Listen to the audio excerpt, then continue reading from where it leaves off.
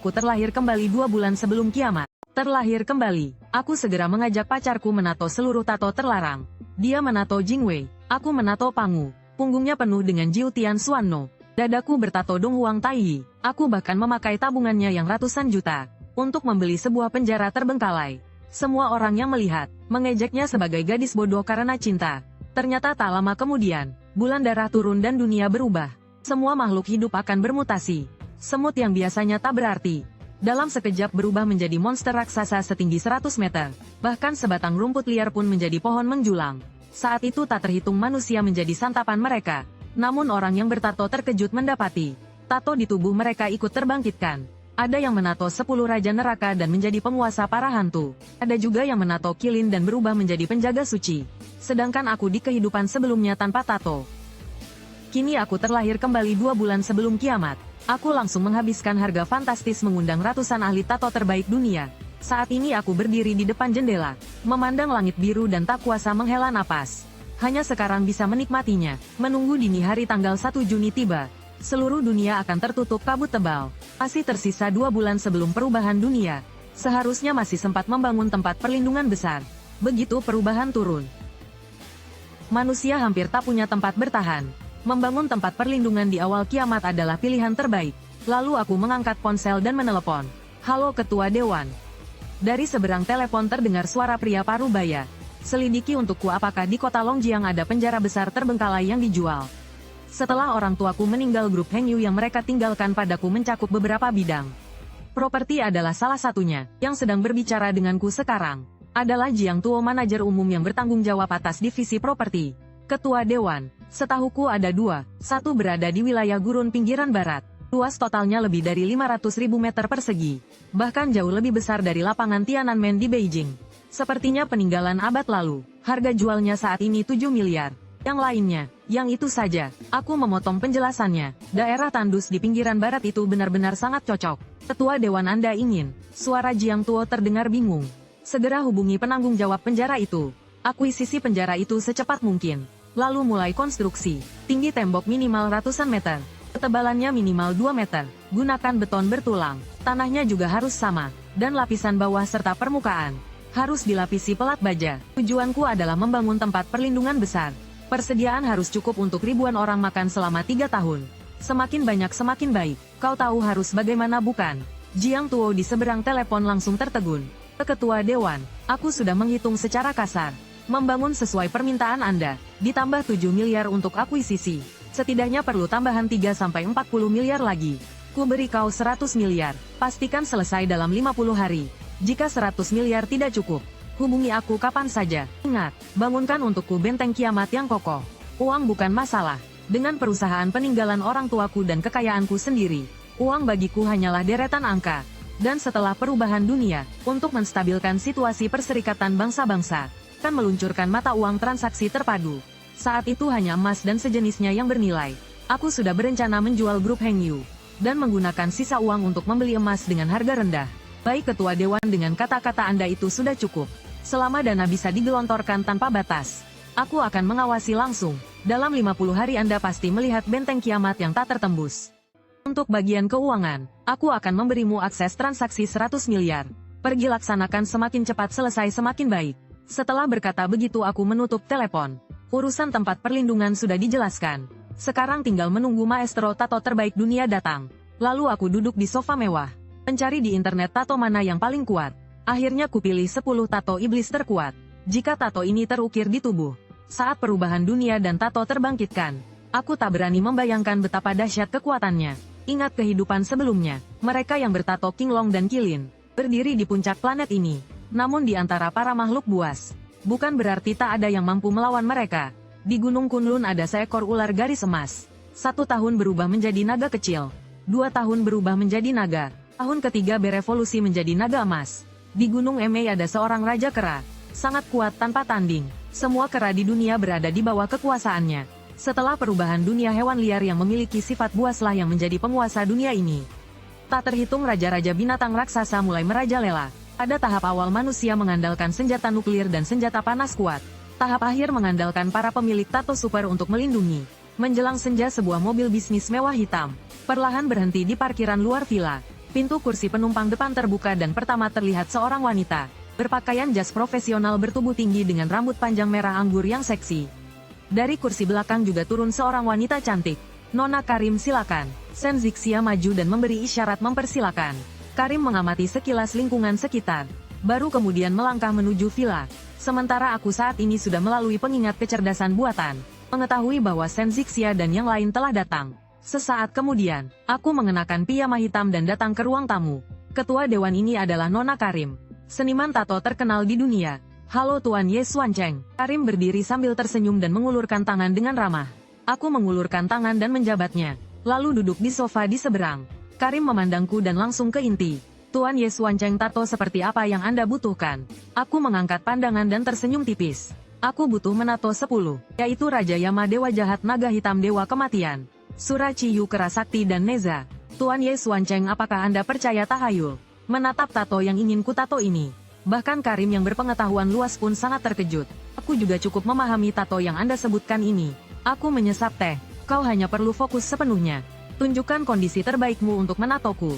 Apakah bisa menahannya itu urusanku. Karena Tuan Ye Xuancheng sudah berkata begitu, maka aku tidak akan berkata banyak lagi. Nona, Anda pasti lelah dalam perjalanan, istirahatlah semalam. Bagaimana kalau mulai besok siang? Karim mengangguk setuju. Sore keesokan harinya di luar pintu kamarku, Shen Zixia menunggu dengan tenang. Saat matahari terbenam di senja hari, pintu kamar baru terbuka. Karim keluar dari dalam ruangan. Nona, bagaimana? Shen Zixia maju dan bertanya. Karim mengangguk padanya. Nona Shen, tato ketua Anda terukir dengan sangat sempurna. Ini adalah karya paling fokus sepanjang hidupku. Tuan Ye Xuancheng juga memintaku menato Anda. Mendengar ketua juga ingin dirinya ditato, Shen Zixia tertegun. Harus ditato satu. Suaraku yang tegas terdengar dari dalam kamar. Mendengar suara tegas itu di telinganya, Shen Zixia tak berdaya menyetujui. Tato satu di lenganku. Tato seorang raksasi wanita. Kata-katanya belum selesai sudah kupotong. Shen Zixia terpaku di tempat. Akhirnya hanya bisa mengangguk pasrah. Sesaat kemudian aku keluar kamar dengan tubuh telanjang dada. Terlihat tubuhku sudah dipenuhi tato. Saat tato terbangkitkan, semakin kuat tato yang terukir di tubuh, semakin besar pula rasa sakit yang akan diderita. Dengan tato di sekujur tubuh ini, bisa jadi aku akan meledak dan mati. Di kehidupan sebelumnya aku bukan pemilik tato super. Hanya tahu proses kebangkitan terasa menyakitkan. Namun sekarang aku sudah mempertaruhkan segalanya. Jika tidak berhasil maka lebih baik mati. Sekitar pukul 9, aku mengantar Karim dan yang lainnya pergi. Saat ini Shen Zixia di dalam kamar menatapku.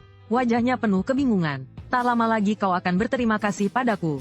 Aku meliriknya lalu berbalik pergi. Menyuruhnya bertato. Sepenuhnya karena dia telah mengikutiku 6-7 tahun. Bisa dibilang orang yang cukup dapat dipercaya. Setelah kembali beritahu bagian keuangan, buka hak penggunaan dana 100 miliar untuk Jiang Tuo. Mendengar ini Shen Zixia berniat bertanya. Dan aku tidak pernah suka menjelaskan. Melangkah cepat ke depan. Waktu berlalu cepat. Dalam sekejap tiba tanggal 1 Mei, hari buruh. Pada hari itu, proyek di penjara telah berjalan megah lebih dari 20 hari. Dilaporkan oleh banyak media online. Bahkan banyak streamer menyiarkan langsung. Ribuan pekerja bergiliran siang malam. Dalam 28 hari sudah membangun lebih dari 2/3.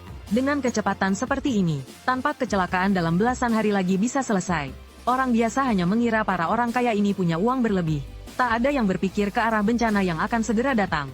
Dan aku sama sekali tidak peduli pada perbincangan luar. Selama sebulan ini aku terus berolahraga. Di kehidupan sebelumnya aku pernah mendengar, saat tato terbangkitkan jika fisik terlalu lemah, ada kemungkinan tidak sanggup menahannya dan mati. Aku harus menyesuaikan kondisi diriku ke keadaan terbaik dalam 2 bulan ini. Saat itu ponsel menerima sebuah pesan. Mengambil ponsel dan melihat, itu adalah pemasukan dana lebih dari 90 miliar. Bersamaan itu panggilan Shen Zixia masuk. Baru tersambung langsung terdengar suaranya. Ketua Dewan, apakah uangnya sudah diterima? Aku menjawab pelan dengan puas. Kerjamu bagus, cepat kembali. Ketua Dewan, aku. Shen Zixia ragu untuk berbicara. Akhirnya tetap membuka mulut. Menurutku tindakan Anda sekarang terlalu merosot. Selain itu, pihak yang mengakuisisi grup Hengyu menawarkan gaji tinggi agar aku tetap tinggal. Aku wanita yang cukup ambisius. Tak ingin tinggal di sisi pria yang menjual aset orang tuanya.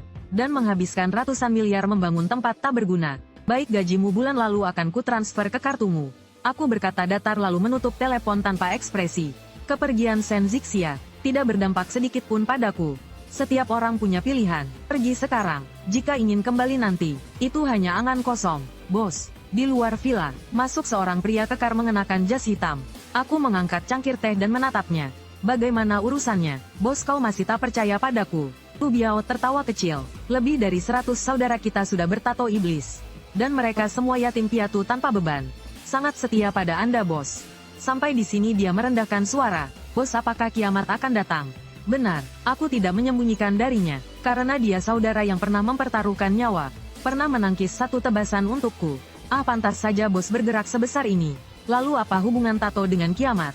Nanti kau akan tahu, kataku. Lu Biao demi menghindari kecelakaan. Pergilah awasi proyek di pinggiran barat. Sebaiknya selesai dalam 10 hari. Lalu masih perlu beberapa hari mengangkut berbagai logistik. Lu Biao mengangguk kuat. Bos, aku berangkat sekarang. Setelah dia pergi aku menelepon nomor misterius. Xiao Ye, selama sebulan ini. Xiao Ye, gerakan yang kau buat sebulan ini benar-benar tidak kecil. Baru tersambung terdengar suara tua dari seberang. Tuan Qin Zenghong, Anda terlalu memuji. Aku berbasa-basi sejenak, lalu langsung ke inti. Aku ingin membeli emas senilai 160 miliar. Tuan Qin Zenghong, bisakah membantu? Untuk apa kau butuh emas sebanyak itu? Tuan Qin Zenghong, tolong jangan bertanya. Sambil berkata begitu aku langsung mentransfer 1 miliar ke akunnya. Tak ada yang lebih tahu dariku. Uang ini saat bencana datang dan mata uang terpadu diterbitkan. Akan terdepresiasi sangat parah. Baik, ku bantu. Mungkin karena melihat notifikasi dana masuk. Tadi masih bertanya, sekarang langsung setuju. Terima kasih Tuan Qin Zenghong, bisakah selesai dalam seminggu? Bisa, nanti serahkan emas dan uang secara bersamaan. Setelah berbasa-basi beberapa kalimat aku mengakhiri panggilan. Waktu berlalu cepat. Dalam sekejap tiba tanggal 28 Mei. Dengan investasi hampir 100 miliar di gurun pinggiran barat kota Longjiang. Dana hampir 100 miliar. Tempat perlindungan besar seluas lebih dari 500.000 meter persegi. Bagaikan kota kecil berdiri di sana. Memberi dampak visual yang sangat besar. Tembok kota yang tebal setinggi lebih dari 600 meter. Dengan ketebalan lebih dari 20 meter. Setiap jarak tertentu berdiri kincir angin pembangkit listrik. Untuk mencegah serangan burung buas. Entah berapa banyak panel surya. Lantai di dalam tempat perlindungan juga demikian. Bahkan bagian bawah dan permukaannya dilapisi pelat baja tebal. Tikus dan semut ini sangat berbahaya. Setidaknya mampu menampung puluhan ribu orang untuk hidup. Betapa besar bangunan raksasa ini. Orang terkaya kota Longjiang membangun tempat perlindungan sebesar ini. Apa sebenarnya yang ingin dia lakukan? Ku dengar dia bahkan telah menjual grup Hengyu. Mungkinkah kiamat seperti di novel dan film benar-benar akan datang? Di luar tempat perlindungan dikelilingi banyak streamer. Serta kerumunan orang yang rela menempuh perjalanan jauh hanya untuk menonton keramaian. Melihat makhluk raksasa di hadapan mereka. Semua orang terkejut luar biasa.